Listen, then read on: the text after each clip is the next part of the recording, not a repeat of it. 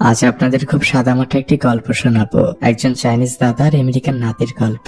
মুভির নাম এ grandson from America. গল্পটি কিছুটা হাসির মধ্যে দিয়ে শুরু হলেও শেষটা আপনার হৃদয় ছুঁয়ে যাবে। তো কথা না বাড়িয়ে চলুন মুভির মূল গল্পে যাওয়া যাক।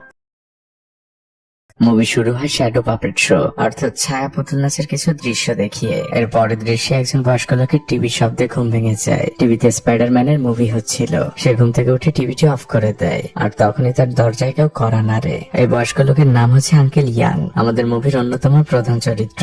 সে দরজা খুলে দেয় কিন্তু গাড়ির হেডলাইটের আলো এসে তার মুখে পড়ে। সে জিজ্ঞেস করে কে এসেছেন। ওপাশ থেকে উত্তর আসে আমি তোমার ছেলে ডং লিয়াং। বাবা তখন রাগান্বিত ভাবে বলেন আমি তো ভেবেছি তুই মরে গিয়েছিস। বাবা ভিতরে ঢুকতে যান, তখন ডং লিয়াং বলে বাবা আমার সাথে আরো দুজন আছে, কিন্তু বাবা কোনো পাত্তা না দিয়ে ভিতরে ঢুকে যান। পরের দৃশ্যেই দেখা যায় ছেলে বাবার সাথে পরিচয় করিয়ে দিচ্ছে। ও হচ্ছে আমার ওয়াইফ জেসি আর এটা হচ্ছে আমার ছেলে ব্রুক। আঙ্কেল ইয়াংকে জেসি চাইনিজ ভাষায় বাবা বলে সম্বোধন করে, কিন্তু অনেক জোরাচুরি করলেও বাচ্চা ছেলে ব্রুক আঙ্কেল ইয়াংকে গ্র্যান্ডফাদার বলে না। তখন ছেলে ডংলিং কথা ঘোরানোর জন্য বাবাকে বলে বাবা ক্ষুধা লেগেছে, ঘরে কিছু থাকলে খেতে দাও। বাবা নুডলস করে দেন ছেলের জন্য। অন্যদিকে জেসি তার ছেলেকে বাইরে থেকে কিনে নিয়ে আসে ইনস্ট্যান্ট নুডলস খেতে দেয়।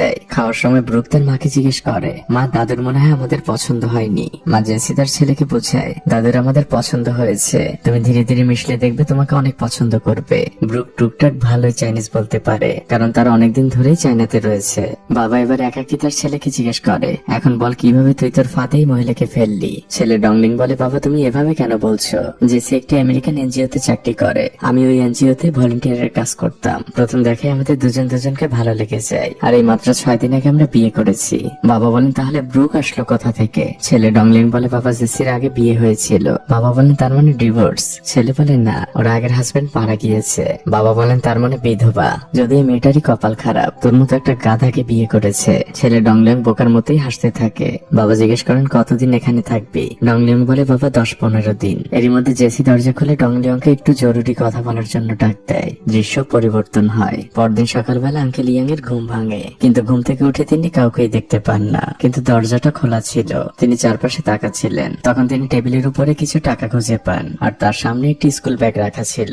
আঙ্কেল ইয়াং তার ছেলেকে খোঁজার জন্য বাসার সামনে বের হন, কিন্তু তিনি কাউকে দেখতে পান না। ওদিক থেকে তার বন্ধু আসছিল। সে আঙ্কেলকে জিজ্ঞেস করে শুনলাম তোমার ছেলে ডং লিয়াং নাকি এসেছে, কিন্তু আঙ্কেল ইয়াং কোনো উত্তর দেন না। তিনি আবারও বাড়ির মধ্যে ঢুকে যান। মূলত আঙ্কেল ইয়াং একজন ইন্ট্রোভার্ট টাইপের মানুষ। তিনি রেখেছে স্কুল ব্যাগটি চেক করছিল। তার মধ্যে কিছু বই রাখা আর একটি স্পাইডারম্যানের পুতুল। আঙ্কেল ইয়াং পুতুলটি নেড়ে চেড়ে দেখছিল। তখন উপর থেকে কেউ বলে ওঠে ওটা আমার পুতুল। আঙ্কেল সেদিকে তাকান, এটা ব্রুক ছিল।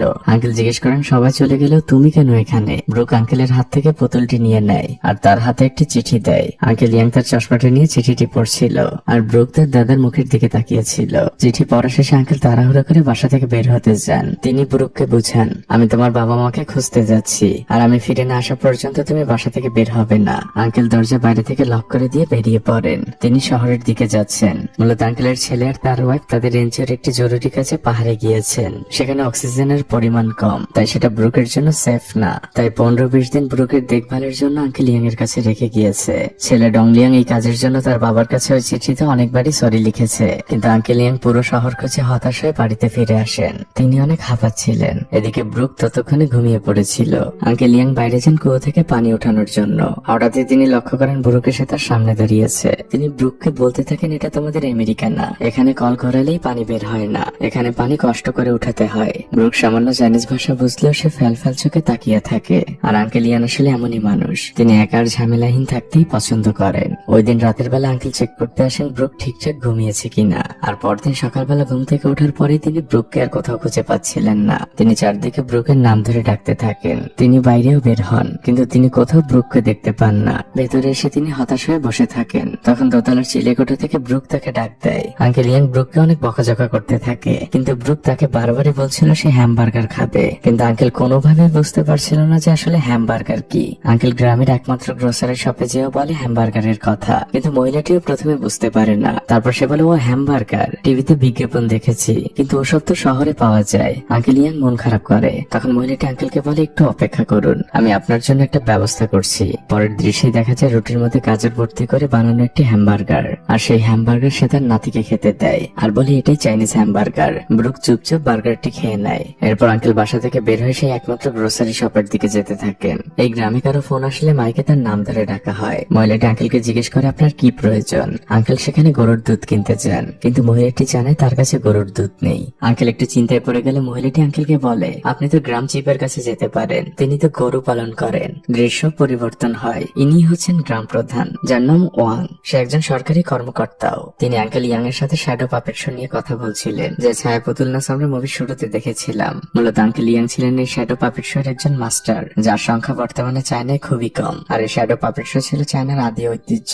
গ্রাম প্রধান ওয়াং আঙ্কেলকে বলে সরকার একটি নতুন প্রজেক্ট চালু করেছে এই শ্যাডো পাপেট শো এর ঐতিহ্য রক্ষা করার জন্য, কিন্তু আঙ্কেল ইয়াং এই কাজ থেকে অনেক আগেই অবসর নিয়েছেন, আর তার বয়স এখন অনেক হয়েছে, তাই তিনি ওয়াং এর কথা এড়িয়ে যান। আঙ্কেল সেখান থেকে রাগ করে চলে যেতে চাইলে ওয়াং যে তাড়াতাড়ি তার গরুর দুধ দেওয়াতে শুরু করে। ওয়াং মূলত একজন ফানি ক্যারেক্টার। আমরা তার কথা শুনে বুঝতে পারি তিনি অনেকদিন ধরে এই প্রজেক্টের জন্য আঙ্কেলের পিছনে পড়ে আছেন, কারণ এই অঞ্চলে একমাত্র আঙ্কেলই মাস্টার। কিন্তু আঙ্কেল ইয়াং এই বিষয়ে কোনো কথাই শুনতে চান না। তিনি তার পাত্রের দুধ নিয়ে পকেট থেকে টাকা বের করেন, কিন্তু ওয়াং কোনোভাবেই টাকা নিতে রাজি হয় না। সে বলে আঙ্কেল আপনি চাইলে আমার গরুটা আপনার বাসায় দিয়ে আসতে পারি, কিন্তু আঙ্কেল জোর করে টাকা পকেটে ঢুকিয়ে দিয়ে সেখান থেকে চলে যান। বাসায় এসে তিনি গরম দুধের বাটিটা বাইরে রাখেন, তারপর আবার একটু কাজের জন্য ঘরের ভেতরে যান। তখন বাচ্চা ছেলে ব্রুক ঘর থেকে একটি চাদর নিয়ে বের হয়, আর ভুল করে সে দুধের বাটিটি ফেলে দেয়। আঙ্কেল ইয়াং যখন বের হয়ে জিনিসটা দেখতে পান, তিনি ব্রুককে খুবই বকাঝকা করেন, আর ভেজা চাদর দেখে আঙ্কেল বলেন এত বড় ছেলে হয়ে তুমি এখনো বিছানায় হিসু করো। ব্রুক কিছু না বলে রাগ দেখিয়ে সেখান থেকে চলে যায়। আঙ্কেল বলেন ছোট মরিচের ঝাল বেশি।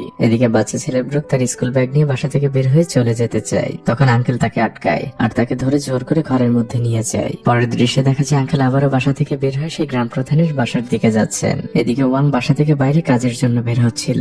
আঙ্কেলকে দেখা মাত্রই ওয়াং তার বাইক থেকে নেমে যায়, আর কিছুক্ষণ আগে আঙ্কেল যে টাকাগুলো দিয়েছিল সেগুলো ফেরত দেওয়ার অনেক চেষ্টা করে, কিন্তু আঙ্কেল কোনোভাবেই নিবে না। সে আবারও টাকাগুলো ওয়াংয়ের পকেটে ঢুকিয়ে দেয়, আর আঙ্কেল ওয়াংকে জিজ্ঞেস করে বাসায় কি আর দুধ রয়েছে। আসলে যেটুকু নিয়ে গিয়েছিলাম ওটুকু পড়ে গিয়েছে। ওয়াং এর জন্য অনেক দুঃখ প্রকাশ করে, আর আঙ্কেলকে বলে আপনি একটু দাঁড়ান। ওয়াং বাড়ির ভেতরে যে বড় এক পাতিল দুধ নিয়ে আসে, আর আঙ্কেলকে জোর করে একটু বেশি দুধ দিয়ে দেয়। আঙ্কেল ওয়াংকে ধন্যবাদ জানায়। তখন ওয়াং আঙ্কেলকে বলে আপনি আমার প্রস্তাবটা একটু ভেবে দেখুন, কিন্তু আঙ্কেল কথা করিয়ে বলেন আমি আজ টাকা নিয়ে আসিনি, কাল তোমার এই দুধের দাম দিয়ে দিব। এটা বলে আঙ্কেল বাড়ির পথে হাঁটা শুরু করে। পেছন থেকে ওয়াং চিৎকার করে বলে আমি এবং আমার বসরা সবাই আপনার সিদ্ধান্তের অপেক্ষায় আছি। এদিকে আঙ্কেল ইয়াং এর বেস্ট ফ্রেন্ড গম খেতে বসে মুক্ত গলায় গান গাচ্ছিল। তখন আঙ্কেল ইয়াং হাততালি দিতে দিতে সেখানে আসে। দুই বন্ধু কিছুক্ষণ হাসাহাসি করে। তারপর আঙ্কেলের বন্ধু আঙ্কেলকে বলে শুনলাম গ্রাম প্রধান তোমাকে নাকি একটি প্রস্তাব দিয়েছে। আঙ্কেল বলেন ওসব কথা বাদ দাও, এখন আমার বয়স হয়েছে, আর এখন মানুষ মুভি ঠিক মতো দেখে না, শ্যাডো পাপেট শো আর কি দেখবে। আঙ্কেলের বন্ধু বলেন তাও তুমি একবার ভেবে দেখতে পারো। তিনি আঙ্কেলকে জিজ্ঞেস করেন আচ্ছা সেই বিগ মাঙ্কি কিং পুতুলটা কি তোমার কাছে এখনো আছে? আঙ্কেল বলে হ্যাঁ ওটাকে যত্ন করে রেখে দিয়েছি। তার বন্ধু বলে ভালো করেছো, ওটা এখনই অ্যান্টিক হয়ে গিয়েছে, তুমি মারা গেলে ওটা তোমার ছেলেকে দিয়ে যাবে, ওটার মূল্য একসময় অনেক হবে। এর মধ্যে দুই বন্ধু শুনতে পায় গ্রামের মাইকে আঙ্কেলের নাম ধরে ডাকা হচ্ছে, কারণ তার ছেলে টেলিফোনে কল দিয়েছে। আঙ্কেল হাঁপাতে হাঁপাতে ওই দোকানে ঢোকেন, কিন্তু ততক্ষণে কলটা কেটে গিয়েছে। মহিলাটি আবারও ডায়াল করেন, কিন্তু ফোন বন্ধ বলছিল। আঙ্কেল কিছুটা হতাশ হন, তিনি আবারও ডায়াল করতে বলেন, কিন্তু এবারও ফোন বন্ধই বলছিল। রাতের বেলা ব্রুক টেবিলে বসে বসে ড্রয়িং করছিল। আঙ্কেল ইয়াং তার নিজের খাবার নিয়ে আসে, কারণ ব্রুক এসব খাবার খায় না। সে টেবিলের এক সাইডে বসে। ব্রুক তাকে তার আগে স্পাইডারম্যানের একটি ছবি দেখায়, কিন্তু আঙ্কেল তাকে খোঁচা দিয়ে বলে এর থেকে কত ভালো ছবি আমি আঁকতে পারি, এটা কোনো ছবি হলো? আঙ্কেল ব্রুককে তার প্যাকেটের নুডলস খেতে বলে। বাচ্চা ছেলে ব্রুক খাবার খাচ্ছিল আর আঙ্কেলের মুখের দিকে তাকিয়েছিল।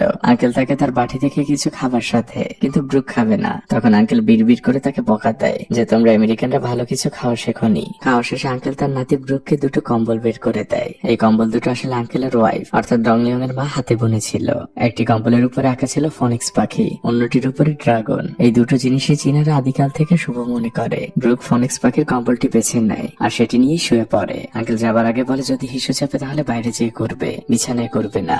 এরপর আঙ্কেল যেয়ে তার রেডিওটি অন করে আর তারপর চেয়ারে বসে গান শুনতে থাকে। গভীর রাতের বেলা আমরা দেখতে পাই ভয় লাগার কারণে বাচ্চা ছেলেটি যেয়ে তার দাদার পাশে শুয়ে পড়ে। আঙ্কেল ইয়ান বিষয়টি লক্ষ্য করে, কিন্তু সে কিছুই বলে না। পরদিন সকালবেলা আঙ্কেল ইয়ান আবারও কুয়ায় পানি তুলতে যায়। ব্রুক কুয়ার পাশেই বসেছিল। আঙ্কেল ব্রুককে বলে এটা অনেক গভীর, একা একা কখনই এখানে আসবে না। এরপর আঙ্কেল একটি বড় পাথর এনে কুয়ার মুখটা চাপা দিয়ে দেয় আর ব্রুককে বলে দেখি তুমি এই পাথরটা উঠাতে পারো কিনা। আঙ্কেল পাশেই বসেছিল। ব্রুক পাথরটা ওঠানোর চেষ্টা করে। আঙ্কেলও তাকে উৎসাহ দিচ্ছিল, কাম অন আমেরিকান বয়, তুমি পারবে। কিন্তু ব্রুক পারে না। তখন আঙ্কেল ইয়াং নিশ্চিন্তে গান গাইতে গাইতে ব্যক্তি সেখান থেকে চলে যান। পরের দৃশ্যে দেখা যায় ব্রুক একটি মাকড়সার জালের দিকে তাকিয়েছিল। তখন আঙ্কেল ইয়াং সেখানে আসেন। তিনি ব্রুককে বলেন, তুমি কি দেখছো? ব্রুক হাতের ইশারায় মাকড়সার জাল দেখায়। আঙ্কেল বলেন, মাকড়সার জাল দেখার মতো কি হলো? তিনি সেখান থেকে চলে যান। ব্রুক সেদিকেই তাকিয়েছিল। পরের দৃশ্যে দেখা যায় আঙ্কেল ইয়াং তার চেয়ারে ঘুমিয়েছিলেন। ব্রুক যে তাকে দাদা বলে ডাকছিল, কিন্তু আঙ্কেল ইয়াং গভীর ঘুমের মধ্যে ছিলেন। বাধ্য হয়ে ব্রুক পাশে বসে তার স্পাইডারম্যানের পুতুল নিয়ে খেলছিল। দৃশ্য পরিবর্তন হয়। পরের দৃশ্যে দেখা যায় ব্রুক চিৎকার করে তার দাদাকে ডাকছে। ব্রুক আসলে সেই মাকড়সার জালটি ধরার জন্য গাছ বেয়ে উপরে উঠেছিল, কিন্তু এখন আর সে নামতে পারছে না। আর এর পরের দৃশ্যে আমরা আহত ব্রুককে দেখতে পাই। দাদা ব্রুককে ড্রেসিং করে দিচ্ছিল, আর দাদা ব্রুককে অনেক বকাঝকা করছিল। সে বারবারই বলছিল, তুমি তোমার চেহারাটা আয়নায় দেখেছো? তোমার মাকে আমি কি জবাব দিব? কিন্তু দাদার কোনো কথায় পাত্তা না দিয়ে ব্রুক সেখান থেকে রাগ করেই চলে যায়। আঙ্কেল ইয়াং কিছুই বুঝতে পারেন না। পরদিন সকালবেলা দাদা আর নাতি একসাথে নাস্তা করতে বসে, কিন্তু ব্রুক বায়না ধরেছে সে দুধ ছাড়া কোনোভাবেই নাস্তা শুরু করবে না। দাদা তাকে তার প্রিয় নুডলস দেয়, ডিম দেয়, কিন্তু কোনো লাভ হয় না। দাদা ব্রুকের নুডলসটাও খেয়ে দেখায় যেটা তো অনেক টেস্টি, কিন্তু ব্রুক সেখান থেকে রাগ করে চলে যায়। আর বাসার মধ্যে থেকে ব্রুক যেয়ে তার ব্যাগটি নিয়ে আসে। দাদা এটা দেখা মাত্রই উঠে যায়। ব্রুক আসলে বোঝাচ্ছিল সে দাদার উপরে রাগ করে এখান থেকে চলে যাচ্ছে। আঙ্কেল ইয়াং তাকে বাধা দিলে সে স্পাইডারম্যানের মতো করে আঙুল দেখায়। আঙ্কেল ইয়াং বলেন, আমি তোমার এসবে ভয় পাই না। এরপরে তিনি ব্রুককে ধরে আবারও ঘরের মধ্যে নিয়ে যান, আর তিনি গ্রাম প্রধান ওয়াং এর বাসায় যান দুধ আনতে। ওয়াং তাকে খুশি মনে আজও অনেকটুকু দুধ দিয়েছে। আঙ্কেল তাকে কৃতজ্ঞতা জানায়। তখন ওয়াং আঙ্কেলকে শ্যাডো পাপেট বিষয়ে জিজ্ঞেস করে। আঙ্কেল হাসি মুখে বলে, আমি ভেবে তোমাকে জানাবো। ওয়াং বলে, প্লিজ আপনি বেশি সময় নিবেন না। আঙ্কেল চলে যাবার আগে ওয়াংকে বলে, তুমি কি বিদেশি ভাষা বলতে পারো, মানে ইংরেজি ভাষা? ওয়াং বলে, কিছু কিছু পারি। আঙ্কেল বলে, তাহলে আমাকে একটু বলো, খাওয়া ইংলিশ কি হবে? ওয়াংও আসলে ভালোভাবে বলতে পারে না, সে বলে ইট। এরপরে আঙ্কেল কুকুরের ইংলিশ জিজ্ঞেস করে, ওয়াং সেটাও বলে। আর তারপরে জিজ্ঞেস করে সূর্যের ইংলিশ। ওয়াং এর ইংলিশ বলা যেমন ফানি ছিল, আঙ্কেলের উচ্চারণও তেমন ফানি ছিল। আঙ্কেল এই 3টি শব্দ শিখে নেয়। বাড়ি ফিরে আঙ্কেল ব্রুককে বলে, এখনই চলো নাস্তা করে নিবে, আমি তোমার জন্য দুধ নিয়ে এসেছি। কিন্তু ব্রুক তার হাতের পেছনে কিছু একটা লুকাচ্ছিল। আঙ্কেল বলেন, কি লুকাচ্ছ, আমাকে দেখাও। ব্রুক আসলে আঙ্কেলের শ্যাডো পাপেট সহ সব থেকে দামি মাঙ্কি কিং এর পুতুলটি নিয়ে খেলছিল। এটা দেখে আঙ্কেল খুবই রেগে যান, কারণ ব্রুকের কাছে এটা খেলনা হলেও আঙ্কেলের কাছে এটা এক অমূল্য সম্পদ। তিনি রাগ করে ব্রুককে ঘর থেকে বের করে দেন, আর তারপর তিনি তার বাকি পুতুলগুলো চেক করতে থাকেন যে কোনোটা ব্রুক ভেঙে ফেলেছে কিনা। এরই মধ্যে ব্রুক বাইরে জোরে চিৎকার করতে থাকে। আর তখন আঙ্কেলের বাসার সামনে দিয়ে গ্রাম প্রধান ওয়াং যাচ্ছিল। আঙ্কেল দ্রুত বের হয়ে তার নাতির মুখ চেপে ধরেন। তখন গ্রাম প্রধান ওয়াং দরজা কড়া নাড়তে থাকে। সে জিজ্ঞেস করে, কারো চিৎকার শুনলাম। আঙ্কেল ভেতর থেকে বলে, মুরগি জবাই দিচ্ছিলাম, হয়তো তারই শব্দ শুনেছ।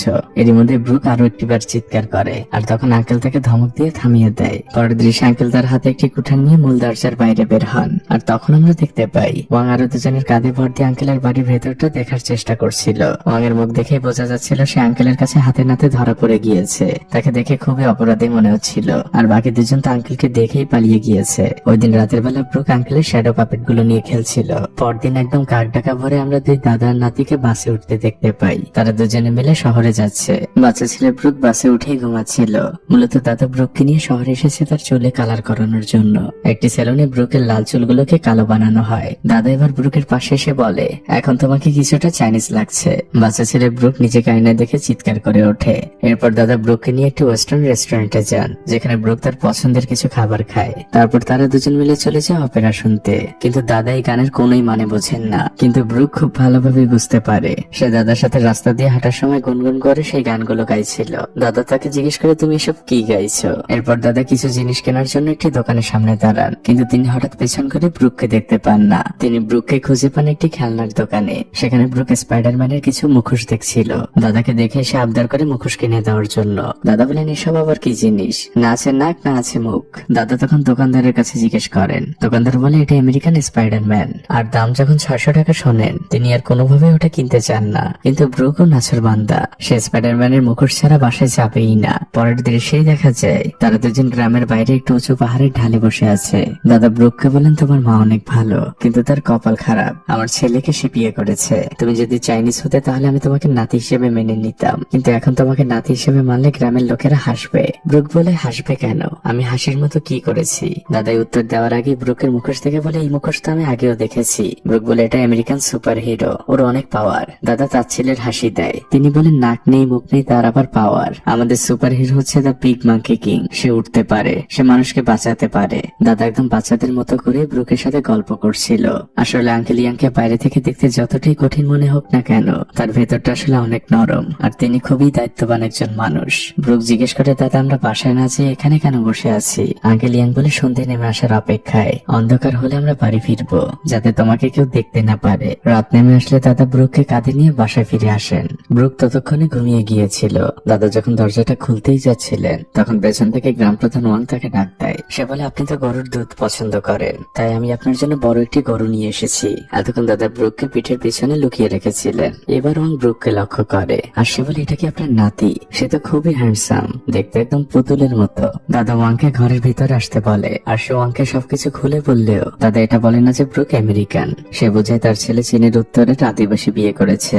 ওয়াং বলে, ওকে দেখতে একদম বিদেশিদের মতো লাগে। দাদা কথা এড়িয়ে যান। তিনি ওয়াংকে তার নাতির কাছ থেকে একটু দূরে সরিয়ে নিয়ে আসেন। ওয়াং জিজ্ঞেস করে, গতকালকে ওর চিৎকারই শুনেছিলাম? দাদা বলেন, হ্যাঁ। ওয়াং হাসতে থাকে আর বলে, আমি ভেবেছিলাম কোনো মেয়ে, আমি তো একবার পুলিশেও কল দিতে চেয়েছিলাম। দাদা বলেন, এসব কথা বাদ দিয়ে এখন বলো কেন এসেছো? ওয়াং বলে, আমি কেন এসেছি আপনি খুব ভালো করেই জানেন। দেখুন, এটা অনেক বড় একটি সরকারি প্রজেক্ট, আর তার থেকে বড় কথা হচ্ছে এই শ্যাডো পাপেট শো এর ঐতিহ্য আমাদের দেশ থেকে হারিয়ে যাচ্ছে। আমাদের পরবর্তী প্রজন্ম জানতেও পারবে না যে শ্যাডো পাপেট শো নামে কিছু ছিল।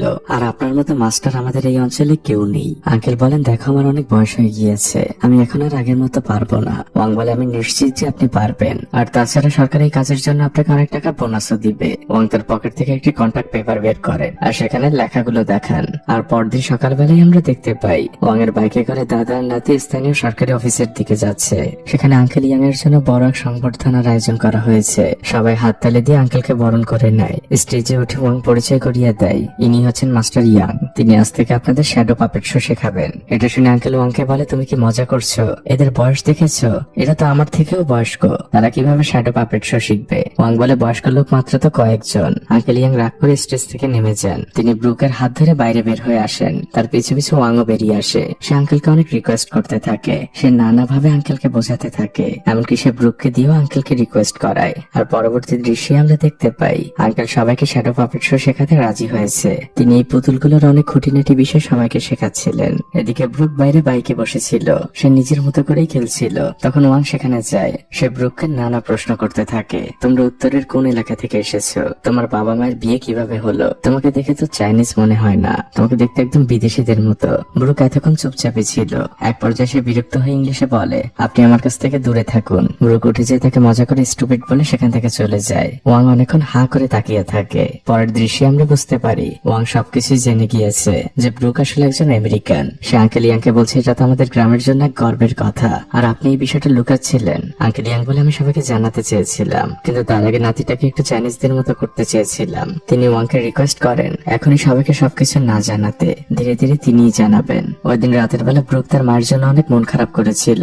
তখন ওয়াং জিজ্ঞেস করে, তোমার মায়ের নাম্বার কি তোমার মনে আছে? ব্রুক মাথা নাড়ে। ওয়াং তার ফোনটি বের করে ব্রুককে দেয়, আর ব্রুক সাথে সাথে তার মাকে ফোন করে। আর সে কথা বলতে বলতে সেখান থেকে উঠে যায়। ওয়াং তার ব্যালেন্সের চিন্তা করছিল। তখন আঙ্কেল তাকে বললে, তুমি এমনিতেই অনেক টাকা বেতন পাও, ব্যালেন্স নিয়ে তোমার চিন্তা করা উচিত না। পরদিন সকালবেলা ব্রুক পাথর নিয়ে খেলছিল, আর এদিকে আঙ্কেল ইয়াং তখন ঘুমাচ্ছিলেন। তিনি সবসময় হাতে দুটো বাদাম নিয়ে ঘুমান। বাচ্চা ছেলে ব্রুক দাদার হাতের বাদাম দুটো চেঞ্জ করে দুটো ডিম দিয়ে দেয়। কিছু সময় পর মাইকে আঙ্কেলকে ডাকা হচ্ছিল, কারণ তার ফোন এসেছে। আঙ্কেল দোকানে যে ভাবেন এটা হয়তো তার ছেলে কল করেছে, তাই তিনি প্রথমেই অনেক বকাঝকা শুরু করেন, কিন্তু পরবর্তীতে বুঝতে পারেন এটা ব্রুকের মা। তিনি তখন অনেক নমনীয় ভাবে কথা বলতে থাকেন আর আগের ব্যবহারের জন্য সরি বলেন। এরপর ব্রুক তার মায়ের সাথে কথা বলতে শুরু করে। তারা দুজনে ইংলিশে কথা বলছিল। দাদা কিছুই বুঝতে পারছেন না। পাশে দাঁড়িয়ে থাকা মহিলাটি দাদাকে জিজ্ঞেস করে, আপনার নাতি তো খুব সুন্দর ইংলিশে কথা বলতে পারে। দাদা জিজ্ঞেস করে, আপনি কি ইংলিশ বোঝেন? মহিলাটি হেসে বলেন না। এদিকে ব্রুক তার মাকে জানে সে খুব ভালো আছে, তার কোনো কিছুতে কোনো সমস্যা হচ্ছে না। পরের দৃশ্যে দেখা যায় দাদা আবারও ঘুমাচ্ছিলেন, আর ব্রুক দাদার হাতে থেকে সেই বাদামটি দরজায় চাপ দিয়ে ভাঙার চেষ্টা করছিল। আর এক পর্যায়ে দরজাটি ভেঙে পড়ে যায়। বাচ্চা ছেলে ব্রুক ভয়ে দৌড় দেয়, আর প্রচন্ড শব্দে দাদার ঘুম ভেঙে যায়। তার হাতে রাখা ডিম দুটো একদম জাতানা অবস্থা হয়ে গিয়েছে। দাদা চিৎকার করে আবার নাতির পেছনে দৌড়াতে থাকেন। তিনি ব্রুককে ধরার অনেক চেষ্টা করতে থাকেন, কিন্তু হঠাৎই ব্রুক এসে দরজার সামনে চুপচাপ দাঁড়িয়ে যায়। দাদাও হাঁপাতে হাঁপাতে এসে ব্রুকের পেছনে দাঁড়ান। ব্রুক এসে স্পাইডারম্যানের খেলনাটা ভেঙে গিয়েছে। দাদা সেটিকে হাতে নেন। খেলনাটির মাথা এবং পা ভাঙা। ব্রুকের অনেক মন খারাপ। দাদা এখন উল্টো বিপদে পড়েছেন। পরদিন তিনি যখন পাপেট শো এর ক্লাস নিচ্ছিলেন, তখনও ব্রুক মন খারাপ করে বসেছিল। দাদা ওয়াংকে শহরে পাঠিয়েছিলেন ওই সেম একটি খেলনা কিনে আনার জন্য, কিন্তু ওয়াং তাকে জানায় অনেক খেলনা পেলেও সে ওই স্পাইডারম্যানের খেলনাটি পায়নি। দাদা নিয়ে আসা খেলনাগুলোর জন্য ওয়াংকে টাকা দিতে চায়, কিন্তু ওয়াং কোনোভাবে টাকা নেয় না। কাজ শেষে দাদার নাতি বাড়ি ফিরছিল, কিন্তু ব্রুকের অনেক অনেক মন খারাপ। সামনে থাকা দাদা সেটা খুব ভালোভাবে বুঝতে পারছিল। রাতের বেলা দাদা সকল খেলনা সাজিয়ে ব্রুকের সাথে খেলার চেষ্টা করে। সে নানা প্রশ্ন করে ব্রুককে, কিন্তু বাচ্চা ছেলে ব্রুক একদম চুপ। সে শুধু ফ্যাল চোখে তাকিয়ে আছে। দাদা বলে, তোমাদের আমেরিকায় তো অনেক সুপার হিরো, তুমি এদের নামগুলো আমাকে বলো। কিন্তু বাচ্চা ছেলে ব্রুক সেখান থেকে যে কম্বল নিয়ে আসে। সে বুঝে যে সে ঘুমাতে যাবে। দাদা তখন বলে, আমি এমন কি করেছি? ওটা তো সামান্য একটা খেলনাই, আর আমি তো ইচ্ছে করে ভাঙিনি। কিন্তু ব্রুক সেখান থেকে চুপচাপ যেয়ে শুয়ে পড়ে। দাদারও মনটা অনেক খারাপ হয়। পরদিন সকালবেলা যখন ব্রুকের ঘুম ভাঙে, সে তার মাথার উপরে একটি মাকড়সা দেখতে পায়। সেটি তার দিকে নামছিল। ব্রুক তার হাত বাড়িয়ে মাকড়সাটা ধরে। তারপরের দৃশ্য চলে আসে হসপিটালে। ব্রুককে মাকড়সায় কামড় দিয়েছিল। দাদা অনেক চিন্তিত। তিনি ডক্টরকে অনুরোধ করছেন আরো ভালোভাবে ট্রিটমেন্ট করতে। ডক্টর বলেন, ওটা কোনো বিষাক্ত মাকড়সা না, যতটুকু ট্রিটমেন্ট দরকার আমি করে দিয়েছি। কিন্তু দাদার মন মানছিল না। ডক্টর তখন বিরক্ত হয়ে তাকে চলে যেতে বলে। ওই দিন রাতের বেলা ব্রুকের অনেক জ্বর উঠেছিল। দাদা তার মাথায় জলপট্টি দিয়ে দিচ্ছিল।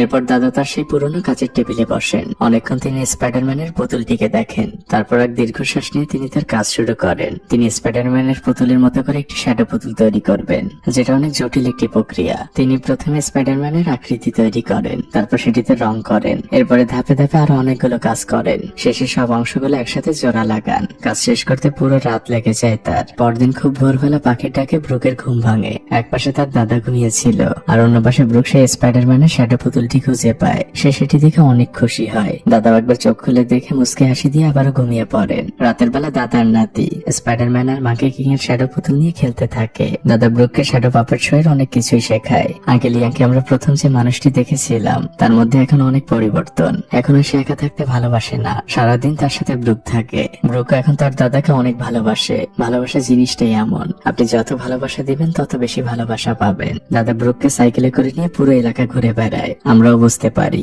দাদা এখন ব্রুককে তার সত্যিকারের নাতি মনে করেন। তিনি ব্রুককে গান গেয়ে শোনান, তাকে গান শেখায়। ব্রুকও চেষ্টা করে। আবার দাদাও ব্রুকের কাছ থেকে আমেরিকান গান শুনতে চান। ব্রুক দাদাকে গান গেয়ে শোনায়। তারা দুজনে একদম বন্ধুর মতো হাসাহাসি করে। আসলে বাচ্চাদের সাথে মিশতে হলে আপনাকে বাচ্চাই হতে হবে। ব্রুক আসার পর থেকে তাদের বোরিং একঘেয়ে জীবনটা যেন এক গতি পেয়েছে। দুই দাদার নাতির জামা দুটো এখন পাশাপাশি ঝোলানো থাকে। তারা দুজন যখন একসাথে ঘুমাচ্ছিল, ব্রুক দাদাকে জিজ্ঞেস করে, দাদা স্প্রিং ফেস্টিভ্যাল কি? দাদা বলেন, এটা চায়নার সব থেকে বড় হলিডে। যে যেখানেই থাকুক না কেন, এই সময় সবাই তাদের পরিবারের কাছে ফিরে আসে। অনেক মেলা হয়, নাচ গানের উৎসবে চারদিক মেতে ওঠে। ব্রুক বলে, দাদা আমিও দেখতে চাই। দাদা বলেন, তাহলে আমাকে প্রমিস করতে হবে, স্প্রিং ফেস্টিভ্যালে আমাকে দেখতে আসবে। আর এই প্রমিস 100 বছরের জন্য।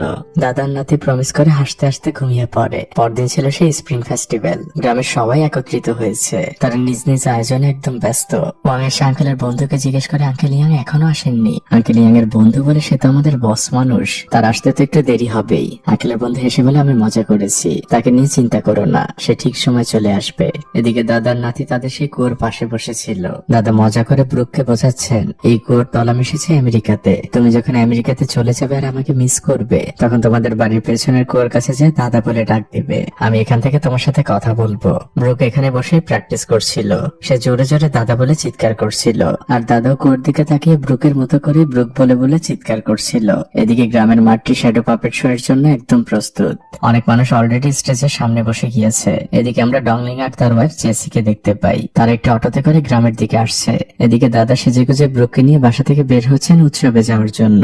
তখন অটো এসে সেখানে থামে। ব্রুক তার মাকে দেখা মাত্রই তার মায়ের কাছে দৌড়ে যায় আর তাকে জড়িয়ে ধরে। আঙ্কেল ডংলিয়াংকে দেখে বলে, ফাইনালি এসেছো? ডংলিয়াং বলে, হ্যাঁ বাবা, তবে আমাদের সাথে আরো দুজন আছে। আমাদের গাড়িটা নষ্ট হয়ে গিয়েছে, তারা ঠিক করে এদিকে আসছে। আঙ্কেল ইয়াং সবাইকে বাড়ির ভেতরে আসতে বলেন। আঙ্কেল ইয়াং তার ছেলেকে জিজ্ঞেস করে, কতদিন আছো এখানে? ডংলিয়াং বলে, আর মাত্র কিছুক্ষণ আছি, আমাদের অলরেডি লেট হয়ে গিয়েছে। এখান থেকে যে আমি নতুন এক এনজিওতে কাজে যোগ দিব, আর ব্রুকও 2 দিনের মধ্যে আমেরিকা ফিরে যাবে।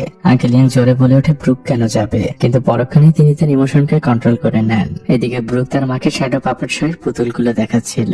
অন্যদিকে ডংলিয়াং তার বাবাকে বলে, বাবা আমি আর জেসি ব্রেকআপ করে ফেলেছি। আঙ্কেল রেগে বলেন, এটা তুই কেন করেছিস? ডংলিয়াং বলে, এটা আমরা দুজনে মিলিয়ে সিদ্ধান্ত নিয়েছি। সে বলে, এখন আমাকে সবকিছু গোছগাছ করতে হবে। আঙ্কেল তার ছেলেকে বসতে বলে। সে বলে, ব্রুককে বলার দরকার নেই। শ্যাডো পাপেট শো এর অনুষ্ঠান থেকে তোমরা সরাসরি ব্রুককে নিয়ে চলে যাবে, না হলে ব্রুক অনেক কান্না করতে পারে। বাবা লাস্টে ডংলিয়াংকে বলে, তুমি আমার জীবনের সব থেকে বড় মিস্টেক। এটা বলে তিনি সেখান থেকে উঠে যান। দাদা ঘরের মধ্যে আসেন। জেসি তাকে ধন্যবাদ জানায়। দাদা আসলে তার ইমোশনকে লুকানোর অনেক চেষ্টা করছেন। তিনি তার ব্যাগটি হাতে নিয়ে ব্রুককে বলেন, চলো এখন স্প্রিং ফেস্টিভ্যালে যাওয়া যাক। ব্রুক তার দাদার হাত ধরে হাসছিল, আর সে দাদাকে জিজ্ঞেস করে, আচ্ছা দাদা, স্পাইডারম্যান আর মাঙ্কি কিং এর মধ্যে মারামারি হলে কে জিতবে? দাদা বলে, নদীর মধ্যে তুমি কেন মারামারি চাও? ওরা দুজনই ভালো, ওরা ভালো বন্ধু হবে, পৃথিবীর উপকার করবে। দাদা জিজ্ঞেস করেন, আচ্ছা ব্রুক, তুমি কি তোমার দাদাকে ভালোবাসো? ব্রুক বলে, হ্যাঁ। তখন দাদা বলেন, দাদাও তোমাকে অনেক ভালোবাসে, তুমি আমেরিকাতে যাওয়ার পরে সময় পেলে আমার সাথে দেখা করতে এসো। ব্রুক বলে, আমি প্রত্যেক স্প্রিং ফেস্টিভ্যালেই তোমার সাথে দেখা করতে আসবো। গধূলির আলো এই দুই দাদার নাতির গল্প যেন শেষই হচ্ছে না। তারা হাঁটতে থাকে উৎসবের মাঠের দিকে। এদিকে শ্যাডো পাপেট শোয়ের অনুষ্ঠান কিছুক্ষণের মধ্যেই শুরু হবে। শেষবারের মতো সবাই সবকিছু দেখে নিচ্ছিল। দাদা আড়াল থেকে দেখে নেন ব্রুক ঠিকঠাক বসেছে কিনা। দাদা তার নাতিকে সামনে দেখে একটি স্বস্তির হাসি দেন। তারপর মূল অনুষ্ঠান শুরু হয়। অনেক বছর পর সবাই শ্যাডো পাপেট শো দেখছে, যেটা কিনা চীনের আদি ঐতিহ্য। সবাই হাততালি দিচ্ছে। এরই মধ্যে ব্রুকের মা ব্রুককে নিতে আসে। অন্যদিকে ডংলিয়াং তার বাবার পেছনে যে কানে কানে বলে, বাবা আমরা চলে যাচ্ছি, আঙ্কেল ইয়াং পাপেট শো নিয়ে ব্যস্ত। তখন পাশে থাকা তার বন্ধু ডংলিয়াং এর হাতে একটি জিনিস দেয়। দাদা আগেই এটা ব্রুকের জন্য দিয়ে রেখেছিল। এদিকে জেসি আর ডংলিয়াং জোর করে ব্রুককে সেখান থেকে নিয়ে চলে যায়। গাড়ি চলে যাওয়ার শব্দ দাদা শুনতে পান। তার কণ্ঠটা ভারী হয়ে আসছিল, চোখ দুটো পানিতে ছলছল করছিল। কঠিন হৃদয়ের মানুষগুলোর কান্না এমনই হয়। অনুষ্ঠান শেষে দাদা চুপচাপ বসে থাকেন। আঙ্কেল ইয়াং এর ব্যস্ত জীবনটা আবারও সেই পুরনো একঘেয়েমি জীবনে ফিরে যায়। তার জামার পাশে এখন আর তার নাতির জামাটা ঝোলানো থাকে না। যে বাড়িটা দুদিন আগেও ব্রুকের চাঞ্চল্যে মেতে ছিল, সেই বাড়িটা চুপচাপ হয়ে গিয়েছে। দাদা শুধু সারাক্ষণ ব্রুকের সাথে কাটানো সুন্দর মুহূর্তগুলোর কথা মনে করেন। কদিন আগেও ব্রুককে সাইকেলের সামনে বসে পুরো গ্রাম ঘুরে বেড়াতেন তিনি, আর এখন তার চেয়ারে বসে খোলা দরজার দিকে চুপচাপ তাকিয়ে থাকেন। এভাবে কেটে যায় 6টি মাস। নিউ ইয়ার চলে আসে। দাদা ঠিক এখন আগের মতো করে টিভি ছেড়ে মাঝে মাঝে ঘুমিয়ে যান, আর তিনি ব্রুককে নিয়ে স্বপ্ন দেখছিলেন। সেই প্রমিসের স্বপ্ন, প্রত্যেক স্প্রিং ফেস্টিভ্যালে ব্রুক তাকে দেখতে আসবে। আর এরই মধ্যে তার পাশে থাকা টেলিফোনটি বেজে ওঠে। দাদা ঘুম ঘুম চোখে টেলিফোনটি ধরেন। ব্রুক তাকে কল করেছে। ব্রুকের কণ্ঠ শুনে দাদা হাসতে থাকেন। আর তখনই তার সামনের দরজাটা খুলে যায়। ব্রুক তার দাদাকে তার সামনে দাঁড়িয়ে বলছে, হ্যাপি নিউ ইয়ার। দাদার হাত থেকে টেলিফোনটা পড়ে যায়। তিনি যে ব্রুককে জড়িয়ে ধরেন। ডংলিয়াং আর জেসিকে দেখে আমরা বুঝতে পারি তাদের ব্রেকআপটা হয়নি। আর পরের দৃশ্যে দেখা যায় সবাই নিউ ইয়ারের সুন্দর ড্রেস পরে একটি পারিবারিক ছবি তোলার চেষ্টা করছে। ক্যামেরা টাইমার দিয়ে এসে ডংলিয়াং তার বাবার পাশে এসে দাঁড়ায়। আর তখন একটি ছবি ওঠে। আর একটি পরিবারের এই খুশির মুহূর্তের মধ্যে দিয়ে মুভিটি এখানে শেষ হয়ে যায়। আমাদের জীবনে মাঝে মাঝে হঠাৎ করে এমন কিছু সম্পর্ক আসে যারা খুব অল্প সময় হৃদয় জয় করে নেয়, আবার খুব তাড়াতাড়ি চলেও যায়। সেটা হতে পারে দাদা নাতি কিংবা অন্য কোনো সম্পর্ক। তো আজকের এই সাদামাটা গল্পটি আপনার কাছে কেমন লাগলো আমাকে অবশ্যই কমেন্ট করে জানাবেন। আপনাদের প্রত্যেকটা কমেন্ট আমি পড়ি। তো ভালো থাকবেন আপনারা, দোয়া করবেন আমার জন্য। আজকের মতো বিদায়।